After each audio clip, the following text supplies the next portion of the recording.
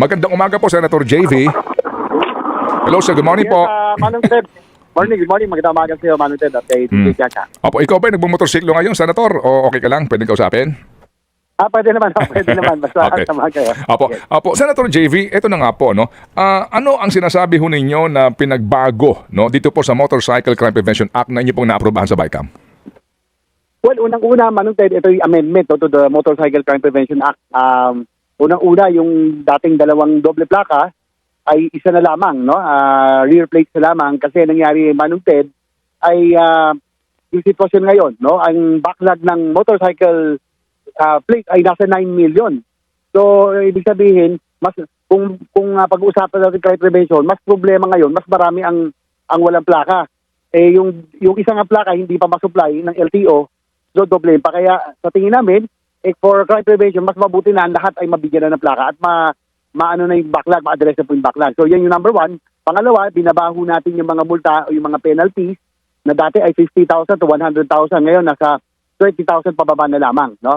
Pero meron Manong Ted, iniwan pa rin ho natin yung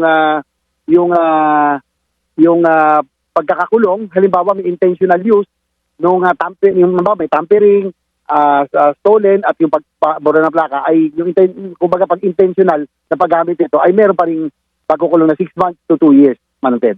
Opo. Yun po yung major. Okay. Opo. Yung RFID sticker, Senator.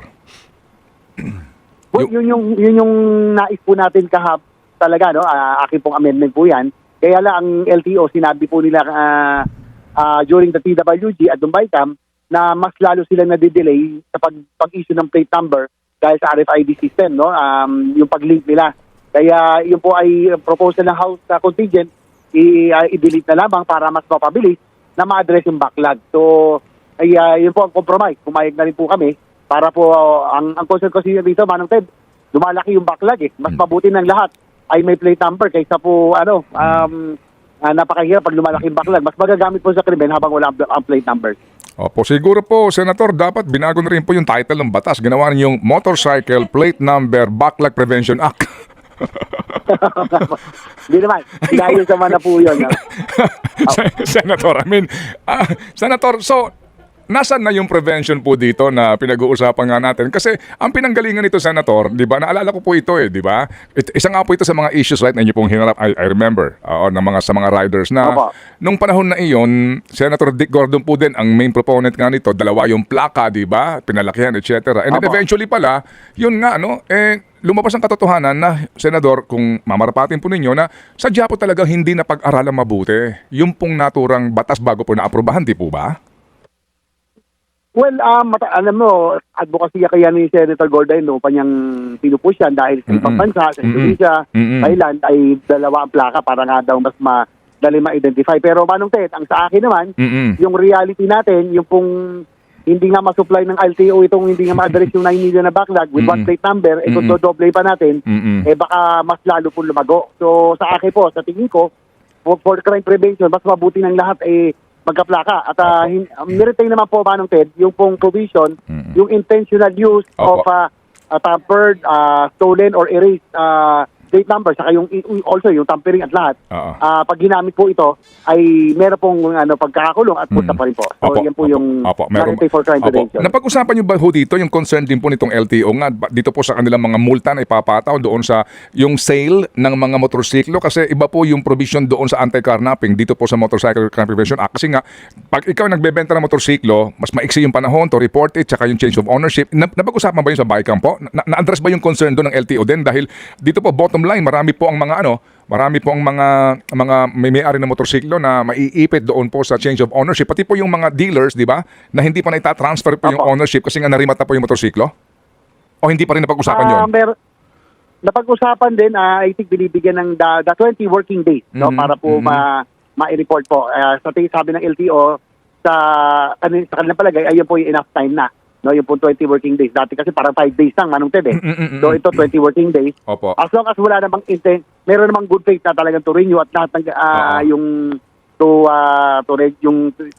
report yung sale o yung Opo. ay pinagbibigyan naman po, nasa discussion po. Parang binigyan natin ng 20 working days po. Opo. Yung period. Opo, nakonsulta ho ba dito yung Motorcycle Dealers Association? Kasi sila po may concern doon eh. Yung naririmata, Senator, I'm sure you know, no? Minsan po, libo-libo yan na naririmata nila and then hindi nila ma-transfer yung rehistro na umaabot po ng ilang araw. May ganun po silang concern eh. Hindi sila nakonsulta ho dito? Ayun po ng TW, na-consult naman po sila. Kaya nga po Okay. yun ang sinabi ng LTO. Mukhang Okay. tinanong namin ilan po yung panahon na pwede. Yung una 30 days, pero ginawa na lang po natin 20 working days Okay. para po magawa po lahat ng proseso Opo. ng pag-transfer ng ownership. Opo, sige po. Senator JV, napag-usapan ba with LTO, paano yung refund? Kasi po, sa pagpaparehistro mo, nagbabayad ka ng dobleng plaka. Diba? So, yung mga may pending na plates, may backlog, dobleng binayaran nun. So, napag-usapan ba dito kung gaano karami may refund at magkano kaya? Manong Ted, bali hindi pa nung natuloy naman yung pagpapagawa ng fraud plates eh. Nung una po, nagpagawa ng decals, pero ito'y nasuspend din naman. Hindi naman natuloy. Ang usual na, ang ini-issue po nila, sayang nga po itong RFID na, no? Oo. Kaya lang, nagsabi sila na nagkakaproblema sila sa pag-link with and Database. enough na po daw yung information Oo. doon po sa place na pwede na po ito i-verify. So yung RFID lang ang na-issue, this is 120 pesos po yun. Okay. Ang cost po nun. So Oo. yun po ang wala na po yung plaka. Ano, Ted? Opo. Sige. So, pero sa RFID, yung isa sticker, paano yung refund? Napag-usapan po ito, Senator?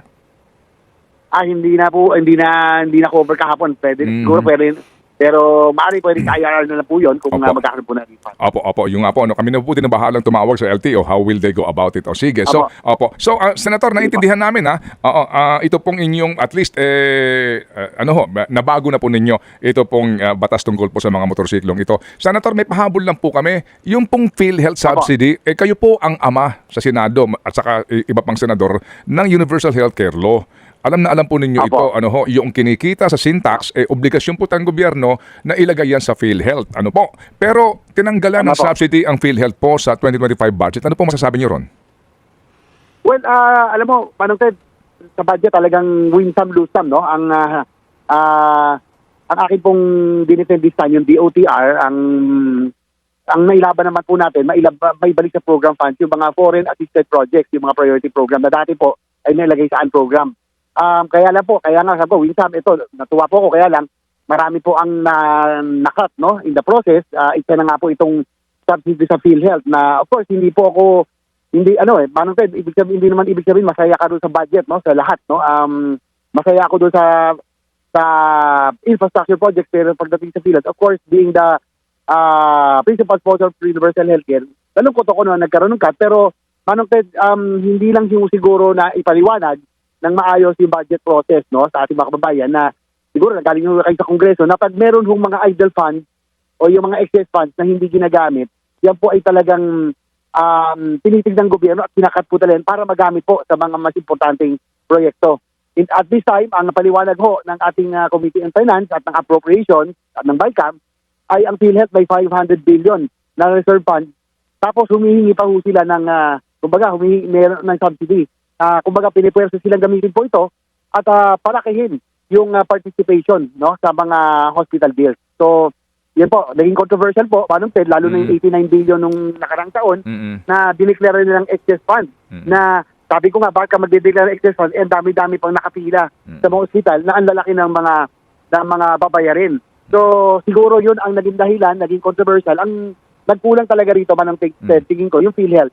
At they implemented the universal healthcare properly kung talagang ginastos po nila sana ito para po sa lahat ng mga hospital, tinaasan nila yung participation, hindi nila tinipid, wala tayong pinag-uusapang excess funds sa 89 billion. Sana po ay hindi po na zero yung subsidy, ika nga, no? Although, Manong Ted, may question po yan dahil sa syntax law, talagang earmark po yan. So, may legal question. Sa tingin ko yan po ay talagang mapupunta pa rin po sa PhilHealth. Opo.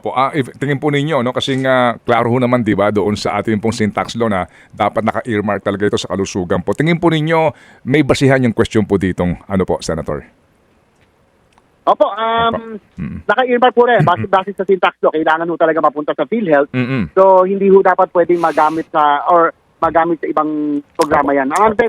Magpapatawag din po ako ng Oversight Committee on the Implementation of the Universal Healthcare Law, siguro bandang Pebrero, para batignan, 5th year na ho tayo ng implementation, bakit ho yung hindi pa rin nararamdaman ika nga. Although naka-improve naman, no? Yung out-of-pocket expense bumaba ng bahagya, pero yung PhilHealth kasi Manong Ted, halimbawa 1 million ang billing ng isang pasyente pag matindi po ang sakit.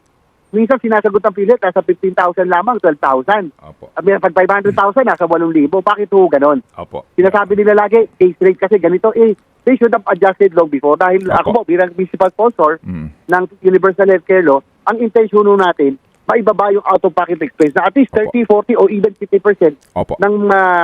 ng hospital bills dapat sagutin ng PhilHealth. Opo. Senator, meron po akong input dito, kung mamarapatin po ninyo, baka ako makatulong sa inyo po papatawag na hearing kung bakit po katiting lang kadalasan din po ang parte ng PhilHealth, ano po, sa mga na-ospital. Opo. Ito ho, sinabi ho mismo ito ng Secretary Erbosa sa hearing po in the Senate. Wala lang po kayo doon, ilan po yung mga nandun senador, and sa aming interview sa spokesperson nila. Senator, yung pong mga na-ospital, kapag po kumuha ng private room, hindi po, pati po yung hindi dahil sa luho, di ba may mga na-hospital, senador, na dahil po sa, mahihirap po sila po yung nagpa-private room kasi una, baka po mahawa, di ba, kapag sa ward. Yung pong sitwasyon napakadelikado.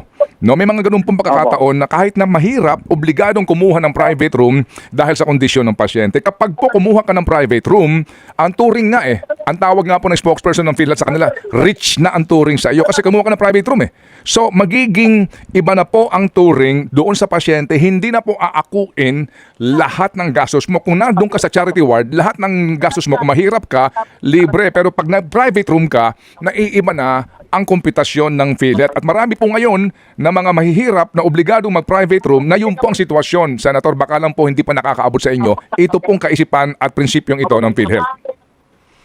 Well, opo, nakarating na rin po sa atin yan. Manong Ted, maraming salamat din sa pag-bring up nito. At definitely, dito sa hearing on the implementation sa oversight ay talagang atin pong ilalabas yan ay dahil dahil nga po ang intention natin yung mahihirap hindi pa maaalalayan lalo na yung out-of-pocket expense nila dapat ayusin po ng PhilHealth no siguro yung classification na talagang plug class D or class E no kahit na mag-private room ay talagang dapat po sagutin po natin so yan po lalong-lalo na po yung ang concern ko talaga Manong Ted din yung case rate no na long overdue na dapat to in-adjust po nila na parang ang nangyari po kasi I agree si Secretary Bosa also echoed no the same statement nung hearing sinabi ko na rin po ito na ang PhilHealth ang tingin po nila sila private corporation private insurance na tinitipid ho nila yung participation para at the end of the year malaki po yung savings nasa public service po tayo dapat nga po yung kanilang pondo inuubos yan no pag public service yan hindi natin dapat pinagmamalaki na tayo may savings dapat po yan ginagamit para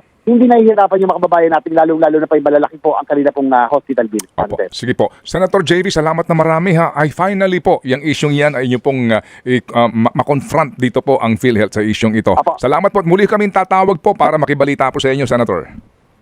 Salamat, Manong Ted. Mabuhay po and thank you. Salamat po na marami, Senator JV Ejercito.